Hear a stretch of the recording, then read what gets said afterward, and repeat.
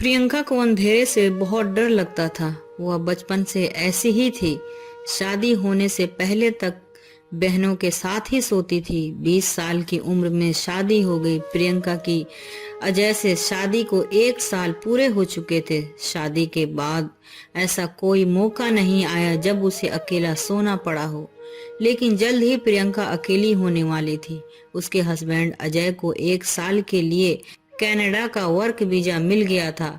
अजय के कनाडा जाने को लेकर घर में सभी बहुत खुश थे, लेकिन प्रियंका खुश नहीं थी। उसे अकेलापन का फोबिया था। अजय के कनाडा जाने में महीनों भर का वक्त बाकी था, लेकिन प्रियंका के मन में अभी से तरह तरह के ख्याल आने लगे थे। 1 साल शादी को हुए थे। शादी के समय ही अजय ने प्रियंका को समझाया था कि जब तक वह ढेर सारा पैसा कमाना शुरू नहीं करेगा तब तक दोनों बच्चा पैदा नहीं करेंगे। प्रियंका भी पति की इस बात से राजी थी। उसे भी अपनी पढ़ाई पूरी करनी थी, इसीलिए दोनों को बच्चे की कोई जल्दीबाजी नहीं थी। प्रियंका के ससुराल में उसके पति अजय के अलावा प्रियंका का देवर, जेठानी, उनके 2 बच्चे और बूढ़े माँ बाप रहते थे। अजय के पिता सरकारी नौकरी से रिटायर हुए थे।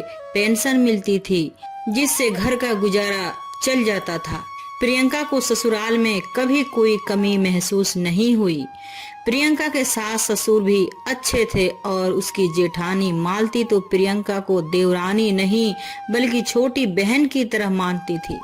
मालती के होते प्रियंका को ज्यादा काम भी नहीं करना पड़ता था। विधवा होने के बाद भी मालती का इस परिवार से गहरा जुड़ाव कायम था। सास ससुर भी उसे बेटी की तरह मानते तो अजय भी अपनी भाभी की बहुत इज्जत करता था। प्रियंका का देवर संजय अभी कॉलेज में गया था। 3 साल पहले ही अजय के बड़े भाई विजय की हार्ट अटैक से मौत हो गई थी। बड़ा भाई विजय जिंदा था तब तक अजय ने विदेश जाने के बारे में सोचा भी नहीं था, लेकिन विजय की मौत के बाद अजय के ऊपर जिम्मेदारियों का पहाड़ टूट पड़ा था। जैसे जैसे दिन बीत रहे थे प्रियंका की बेचैनी बढ़ती जा रही थी। उसे चिंता थी कि वह अकेले कैसे सो पाएगी। जेठानी के बच्चों में से किसी को साथ लेकर सोना उसे सहज नहीं लगा। अजय के कोई बहन भी नहीं और सास भी ऐसी नहीं थी जिसके साथ वह एक कमरे में सो सके। विजय की विधवा पत्नी के 2 बच्चे थे, एक बेटा और एक बेटी। 9 साल का बेटा अपनी दादी के साथ सोता और 4 साल की बेटी अपनी माँ के साथ। अजय की फ्लाइट की तारीख आ गई। उसने प्रियंका को दिलासा दिलाया कि किसी तरह 1 साल काट लो, उसके बाद मैं तुम्हें अपने साथ कनाडा ले चलूंगा, दोनों वहीं जिंदगी बिताएंगे। अजय की मोहब्बत ने प्रियंका भी 1 साल काटने को राजी हो गई। सुबह ही अजय चला गया। उसके जाने के बाद प्रियंका पूरे दिन उदास रही। उसे अजय के जाने के गम से ज्यादा रात को तन्हाई से जूझने का डर सताने लगा था। होश संभालने के बाद यह उसकी पहली रात थी जब उसे कमरे में अकेला सोना पड़ा था। घर के सभी काम निपटाकर जब वह कमरे में पहुंची तो एक अनजान दहशत ने उसे घेर लिया। उसने कमरे को अंदर से बंद किया और सभी खिड़की दरवाजों ठीक से चेक करने के बाद उसने कमरे की सारी लाइटें ऑन कर दी। बिस्तर पर आने के बाद उसने मोबाइल चेक किया तो अजय का मैसेज आया हुआ था। वह अभी तक कनाडा नहीं पहुंचा था। उसने मैसेज का रिप्लाई किया और फिर सोने की कोशिश करती रही, लेकिन पूरी रात बीत गई और उसे जरा भी नींद नहीं आई। सुबह हुई तब उसे थोड़ा सुकून मिला। दिन भर के काम के बीच प्रियंका थोड़ा सा वक्त निकाल कर अपनी पढ़ाई भी कर लेती और पढ़ते पढ़ते थोड़ी सी नींद भी ले लेती। अब तो प्रियंका का यह डेली का रूटीन बन गया था। अजय को कनाडा गए महीना भर बीत गया था। रात को बिस्तर पर जाने के बाद प्रियंका पहले अजय को फोन लगाती। उससे ढेर सारी बातें करने के बाद वह कुछ देर अपने मायके वालों से बात कर लेती। उसके बाद उसे नींद ही कहाँ आती। एक रात वह बिस्तर पर लेटी हुई थी कि बाहर उसे कुछ आवाजें सुनाई दी। उसने घड़ी में देखा तो रात के तकरीबन 1 बज रहे थे। उसे वैसे भी अंधेरे से डर लगता था, इसीलिए वो बाहर जाकर देखने की हिम्मत न जुटा पाई। थोड़ी देर बाद वो अजीबोगरीब आवाज तेज हुई तो प्रियंका ने खिड़की के छेद से बाहर झांकने की कोशिश की। उसे बाहर के अंधेरों में कोई साया नजर आया जो उसकी नजरों से कुछ दूरी पर ही खड़ा था। प्रियंका को बहुत तेज डर लगने लगा। वह खिड़की के छेद से लगातार साये पर नजर गड़ाए हुई थी। तभी उसने देखा कि वह साया गायब हो गया। अगली सुबह उठते ही उसने अपनी सास को पूरी बात बता दी। आखिर में वो बोली, मैं सच कह रही हूँ माँ जी, आप मेरी बात पर यकीन कीजिए, मैंने उस खौफनाक साये को अपनी आंखों से देखा था। सास को उसकी बातों पर यकीन नहीं हुआ। उसे लगा कि प्रियंका को वैसे भी अंधेरों से डर लगने की बीमारी है, इसीलिए शायद यह उसका वहम हो। सास ने कहा, अच्छा ठीक है, तू सच ही बोल रही है, लेकिन ये बात ध्यान रख कि ये घर तेरे ससुर ने बनवाया है। मेन गेट बंद होने के बाद घर की ऊंची दीवारों को लांघ कर कोई अंदर आने की हिम्मत भी नहीं कर सकता। प्रियंका को सास की बात अच्छी नहीं लगी, क्योंकि उसने उस साये को अपनी आंखों से देखा था। उसे लगा कि क्या पता कल रात को मेन गेट खुला ही रह गया हो। सास की इस फटकार के बाद प्रियंका की हिम्मत नहीं हुई कि वह मालती को भी रात के उस साये के बारे में बताए। पूरे दिन प्रियंका रात की डरावनी आवाज और उस खौफनाक साये के बारे में सोचती रही। बूढ़े ससुर और जेठानी के एक छोटे बेटे और देवर संजय के अलावा घर में कोई भी मर्द नहीं था, इसीलिए प्रियंका ज्यादा खौफज़दा थी। वह सोच रही थी कि रात का वह साया अगर कोई चोर डाकू हो और फिर से घर में आ जाए तो वह कैसे मुकाबला करेगी। रात हुई तो प्रियंका ने सबसे पहले मेन गेट को ठीक से बंद किया और अपने कमरे में आकर कमरे की कुंडियों को भी ठीक से बंद कर लिया। लेकिन प्रियंका ने अपने कमरे की खिड़कियों को थोड़ी सी खुली रखी। पूरी तरह मुतमईन होने के बाद उसने अपने पति अजय को फोन लगाया और अजय से पिछली रात की सारी बातें बता दी। अजय ने कहा, तुम घबराओ मत, मुझे भी लगता है कि कल रात जो तुमने देखा वह तुम्हारा वहम था, फिर भी आज रात थोड़ा चौकन्ना रहना। अजय का फोन कटने के बाद प्रियंका ने अपनी माँ को कॉल किया और उन्हें भी पूरी बात बताई। माँ ने कहा, देखो प्रियंका, आज रात को भी अगर ऐसा कुछ होता है तो तुम यहाँ चली आना। मैं कल ही तुम्हारे पापा को तुम्हें लेने के लिए तुम्हारे ससुराल भेज दूंगी। प्रियंका ने कहा, नहीं मम्मी, मेरी वजह से आप परेशान मत हो, मैं वहाँ आकर भी क्या करूँगी। इस वक्त यहाँ अजय नहीं है तो मेरी जिम्मेदारियाँ ज्यादा बढ़ जाती हैं। ऐसे में अगर मैं भी ससुराल छोड़कर मायके बैठ गई तो यह ठीक नहीं होगा। माँ का फोन कटने के बाद प्रियंका ने अपने कमरे की लाइटें बंद कर दी, सिर्फ टॉयलेट की लाइटें जलने दी ताकि कमरे में थोड़ा बहुत उजाला बाकी रहे, और कल की तरह खिड़की के सामने जाकर खड़ी हो गई। घंटों तक वह कल वाले साये का इंतजार करती रही। धीरे धीरे पूरी रात गुजर गई, लेकिन उसे ना कोई आहट सुनाई दी और ना ही कोई साया दिखाई दिया। इस तरह कई दिन बीत गए। अब तो उसे भी उस रात वाली घटना पर शक हो रहा था। उसे लगने लगा था कि शायद उसकी सास और अजय दोनों सही थे। वह उसके दिमाग का वहम ही था। उस रात वाली घटना के बीते हुए तकरीबन 20 दिन हुए थे। प्रियंका अपने बेड पर थी, तभी उसे फिर से बाहर वैसे ही आहट सुनाई दी। घड़ी में देखा तो ठीक 1 बज रहे थे। उसने अपनी खिड़की पहले से थोड़ी खोल कर रखी थी। वह झट खिड़की के सामने पहुंच गई। उसने देखा कि एक साया दाहिने ओर की गैलरी की ओर मुड़ गया। प्रियंका एकटक उस साये पर नजर बनाई हुई थी। गैलरी की ओर आने के बाद वह साया खिड़की से दिखना बंद हो गया। उसे देखने के लिए अब प्रियंका को अपना दरवाजा खोलकर बाहर जाना पड़ता, लेकिन उसमें इतनी हिम्मत नहीं बची थी। सर्दी के दिन चल रहे थे, लेकिन प्रियंका को पसीने आ रहे थे। पसीने में तर वह खिड़की पर खड़ी रही। भोर होने वाली थी। प्रियंका ने सोचा कि अब वह खिड़की से हटकर बिस्तर पर जाए और थोड़ा आराम करे। तभी उसे फिर से वही साया नजर आया जो गैलरी की ओर से वापस आया और न जाने कहाँ गायब हो गया। इस बार प्रियंका इस साये को पहचान गई। यह उसका देवर संजय था, जो अपनी भाभी मालती के कमरे से निकलकर अपने रूम की ओर जा रहा था। थोड़ी देर में मालती के कमरे का दरवाजा धीमे से बंद होने की आवाज प्रियंका के कानों तक पहुंची। प्रियंका अब पूरे मामले को समझ चुकी थी। सुबह हो चुकी थी, लेकिन यह सुबह कुछ अलग थी। प्रियंका के दिमाग से भूत का वहम दूर हो गया था। किचन में मालती ही खाना बनाती थी, प्रियंका उसका हाथ बटाती थी। प्रियंका जब किचन में गई तो हमेशा की तरह मालती खाना बनाने में लगी थी। प्रियंका ने किचन में घुसते ही मालती से कहा, दीदी आज क्या बना रही हो?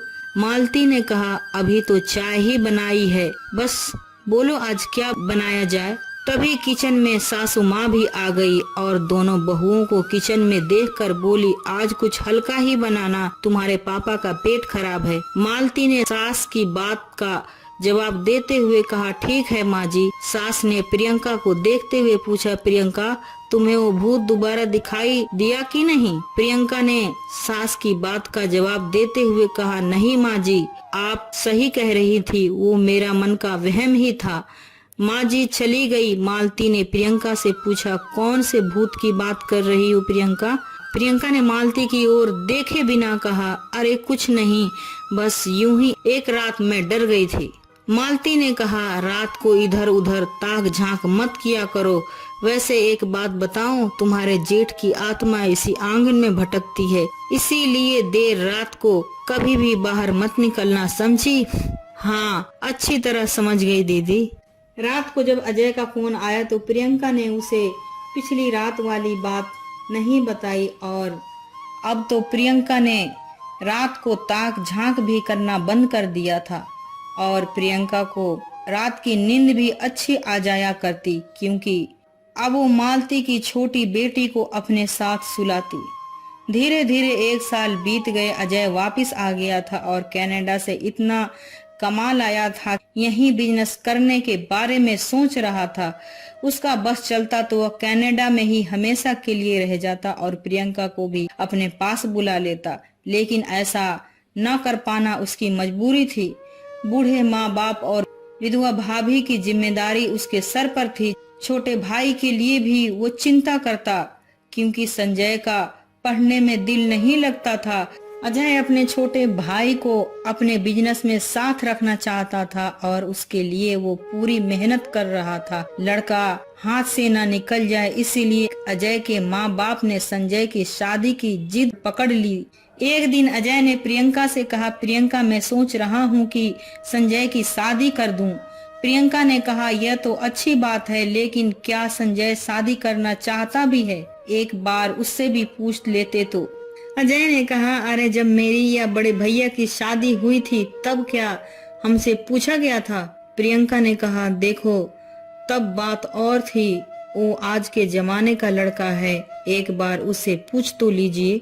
मेरे माँ बाप चाहते हैं कि उसकी शादी हो, मुझे उससे पूछने की जरूरत नहीं, आखिर मैं उसका बड़ा भाई हूँ।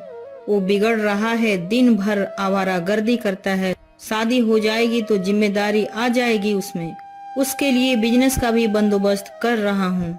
मैं भी उसी के जैसा था, मेरी शादी हो गई तो मैं सुधर गया। अजय की बातों में गंभीरता झलक रही थी। प्रियंका को भी लगा कि शायद उसका पति सही कह रहा है। प्रियंका ने कहा, अच्छा जैसा आप ठीक समझे, ढूंढिए कोई अच्छी लड़की। ढूंढना क्या है, मैंने माँ बाबूजी से बात कर ली है, जानकर दोनों बहुत खुश हैं। प्रियंका बोली, मैं समझी नहीं। अजय ने कहा, तुम्हारी छोटी बहन चांदनी, तुम दोनों बहनें एक साथ इस घर की बहू बनकर रहोगी, इससे बेहतर और क्या होगा। यह सुनकर प्रियंका हैरान रह गई। थोड़ी देर तक वह खामोश बैठी रही। वह कुछ कहती इससे पहले ही अजय ने कहा, प्रियंका दहेज का तो कोई सवाल है नहीं, तुम अपने माँ बाप से बात कर लो। प्रियंका ने कहा, ठीक है, अभी सो जाइए, कल इस बारे में बात करेंगे। अजय मुस्कुराते हुए सो गया, लेकिन प्रियंका की नींदें उड़ चुकी थी। सुबह हो गई थी। प्रियंका उठकर किचन में चली गई। प्रियंका के चेहरे पर चिंता साफ झलक रही थी। उसके चेहरे के इन भावों को इस वक्त कोई भी पढ़ सकता था। मालती भी अपने देवरानी की उदासी को भांप गई। उसने प्रियंका से पूछा, सब ठीक तो है प्रियंका? हाँ दीदी। रात को अजय से लड़ाई हुई है क्या? नहीं, ऐसी कोई बात नहीं है। प्रियंका अपने अंदर के तूफान को पी जाना चाहती थी। वह दिल की बात किसी से शेयर न करती, यह उसकी फितरत थी। मालती को भी उसने कुछ न बताया। हालांकि मालती उसे अपनी छोटी बहन मानती थी। अपने पति का खाना लेकर वह कमरे में गई। अजय उसी का इंतजार कर रहा था। अजय ने कहा, प्रियंका तुमने घर में बात की? प्रियंका ने कहा, अभी नहीं। अजय ने कहा, एक काम करो, अपना सामान पैक करो, मैं तुम्हें तुम्हारे घर छोड़ आता हूँ। बड़े दिनों से मायके गई नहीं हो, तुम्हारा मन भी लगेगा और तुम वहाँ रहकर चांदनी वाले मैटर में घर वालों से बात भी कर लेना। मुझे लगता है कि तुम्हारे घर वाले इस रिश्ते के बारे में जानकर बहुत खुश हो जाएंगे। यह अजय की सलाह नहीं थी बल्कि उसका फैसला था। वह तैयारी करने में लग गई। शायद वह भी मायके जाने की सोच ही रही थी, इसलिए झट तैयार होकर अजय के साथ निकल पड़ी। अजय ससुराल में कुछ समय बिताकर वापस आ गया। उसके जाने के बाद प्रियंका ने अपनी माँ से अजय की मंशा जाहिर कर दी। रिश्ता बुरा नहीं था। प्रियंका के घर में चांदनी की शादी को लेकर पहले से सब चिंतित रहते थे, क्योंकि घर के हालात बेहतर नहीं थे। कहीं और शादी तय कर भी लेते तो दहेज वगैरह का इंतजाम करना मुश्किल था। माँ ने प्रियंका से कहा, चांदनी अब 20 साल की हो चुकी है। उसकी शादी को लेकर सभी चिंता में रहते थे, लेकिन तूने घर की टेंशन का हल ढूंढ लिया बेटी। अजय को अभी फोन लगा और उससे बोल कि शादी का समय तय करे। प्रियंका बोली, नहीं माँ, चांदनी की शादी संजय से नहीं हो सकती। माँ बोली, क्यों? प्रियंका ने कहा, क्योंकि वो किसी और से प्यार करता है। माँ ने कहा, इसमें कौन सी बड़ी बात है? लड़का हो या लड़की, शादी से पहले सभी कहीं न कहीं फंसे रहते हैं, फिर भी शादियां होती हैं। शादी के बाद सब लाइन पर आ जाते हैं। तू इस बात की फिक्र मत कर। अरे वो लड़का है, उसका कहीं इश्क चल रहा है तो इसमें कोई बड़ी बात नहीं है। देखना, जब उसे चांदनी जैसी सुंदर बीवी मिलेगी तो वह कहीं नहीं जाएगा। तेरे पापा बीमार रहते हैं, उनका यह सपना है कि चांदनी की किसी अच्छे घर में शादी हो जाए और उनकी नजर में भी इससे अच्छा रिश्ता कहीं नहीं मिल पाएगा। प्रियंका के घर वाले इस रिश्ते को लेकर बेहद गंभीर हो गए थे। घर में खुशियों का माहौल था। एक प्रियंका ही थी जिसे चांदनी के भविष्य को लेकर बहुत चिंता थी। क्या वो ऐसे लड़के के साथ अपनी बहन की शादी के लिए राजी हो सकती है जो उसकी आंखों के सामने ही रंगरलिया मनाता हो? प्रियंका माँ के पास बैठी थी कि अजय का फोन आया। प्रियंका के हाथों से माँ ने फोन ले लिया और दामाद से बात करने लगी। माँ ने कहा, बेटा मुझे तुम पर नाज है। प्रियंका भाग्यशाली है जिसे तुम्हारे जैसा पति मिला। तुमने हमारी मुश्किलों का हल ढूंढ लिया। अपनी सास की बातों से अजय बेहद खुश था। साथ ही वो प्रियंका से भी खुश था कि उसने उसकी बात मानकर अपने घर वालों को राजी कर लिया। मायके में प्रियंका को 1 सप्ताह भी नहीं बीता था कि अजय उसे बुला लाया, क्योंकि अजय ने जल्दबाजी में शादी का दिन तय कर दिया था। प्रियंका फिर से ससुराल में थी, लेकिन अभी वह शादी को लेकर आखिरी फैसले तक नहीं पहुंच पाई थी। उसने तय किया कि वह पहले संजय और मालती से बात करेगी। मौका पाकर प्रियंका मालती के पास गई और उसे संजय की शादी के बारे में पूरी बात बताने के बाद बोली, मेरे मायके वालों से लेकर अजय और उनके माँ बाप सभी इस शादी के लिए राजी हैं। दीदी, आपकी क्या राय है? मालती बोली, इसमें मेरी राय की क्या जरूरत है प्रियंका? इस घर के मालिक अब तो अजय ही है, इसीलिए अब वो जो फैसला करे सब सही है। मालती की बातों में जो रूखापन था, प्रियंका उस रूखेपन के पीछे का कारण बखूबी जानती थी, लेकिन मालती के गहरे राज प्रियंका जानती थी। मालती को इस बात का अंदाजा भी नहीं था। प्रियंका ने मालती से कहा, देखो दीदी, मैं आपके और संजय के रिश्ते के बारे में सब जानती हूँ। मैंने अपनी आंखों से सब कुछ देखा है। संजय की शादी से इस वक्त सब खुश हैं, लेकिन मैं नहीं। मैं आपसे बस इतना जानना चाहती हूँ कि क्या आप और संजय सच में प्यार करते हैं या बस यूं ही। प्रियंका की बात सुनकर मालती का चेहरा शर्म से सुर्ख लाल हो गया। वो कुछ बोल पाने की स्थिति में नहीं रह गई थी। प्रियंका ने फिर से कहा, दीदी मैं आपकी बहुत इज्जत करती हूँ। मैं इस घर में आई तब से आपने मेरे साथ बड़ी बहन का ही बर्ताव किया है, इसलिए मैं आपको सच में बड़ी बहन ही मानती हूँ। मेरी नजर में आप बिल्कुल गुनहगार नहीं हो। आपने कुछ भी गलत नहीं किया। बस मैं इतना जानना चाहती हूँ कि क्या आप संजय से प्यार करती हैं। थोड़ी देर की खामोशी के बाद मालती ने कहा, हाँ। प्रियंका ने फिर पूछा, क्या संजय भी आपसे प्यार करता है? मालती ने जवाब दिया, यह सवाल उसी से पूछो तो अच्छा रहेगा, वो इस वक्त अपने कमरे में ही है। प्रियंका ने कहा, ठीक है, तुम चलो मेरे साथ। पल भर में ही दोनों संजय के कमरे में थे। थोड़ी देर में ही संजय को पूरा माजरा समझ आ चुका था। प्रियंका ने संजय से सीधा सवाल किया, क्या तुम मालती दीदी से प्यार करते हो? संजय ने कहा, प्रियंका भाभी, मैं इनसे बहुत प्यार करता हूँ। विजय भैया जिंदा थे तब तक मैं इन्हें भाभी ही मानता था, लेकिन भैया की डेथ के बाद ना जाने कब हम दोनों के रिश्ते बदल गए, मुझे पता ही नहीं चला। लेकिन मैं यह भी जानता हूँ कि चोरी छुपे चलने वाले रिश्तों की मियाद ज्यादा लंबी नहीं होती। एक न एक दिन इन रिश्तों का अंत होता ही है। हम दोनों में उम्र का भी फासला है, इसीलिए मैं खामोशी से हालात से समझौता किए बैठा हूँ। प्रियंका ने कहा, देखो संजय, अगर तुम दोनों सच में एक दूसरे से प्यार करते हो तो फिर तुम्हें एक होने से कोई नहीं रोक सकता। रही बात उम्र के फासले की, तो तुम दोनों की उम्र में सिर्फ 8 साल का अंतर है। मालती दीदी से तुम सिर्फ 8 साल ही छोटे हो। तुम 24 के हो और दीदी 32 ही हैं। यह फासला कोई ज्यादा नहीं है। प्रियंका की बात को बीच में काटते हुए बगल में बैठी मालती बोल पड़ी, प्रियंका, अब इन बातों से कोई फायदा नहीं, क्योंकि अजय तुम्हारी बहन से संजय की शादी की तैयारी में लगा है। यह मुमकिन नहीं। 20 दिन बाद शादी है, कार्ड छपने जा चुके हैं, अब कुछ नहीं हो सकता। प्रियंका ने कहा, सब कुछ मुमकिन है दीदी।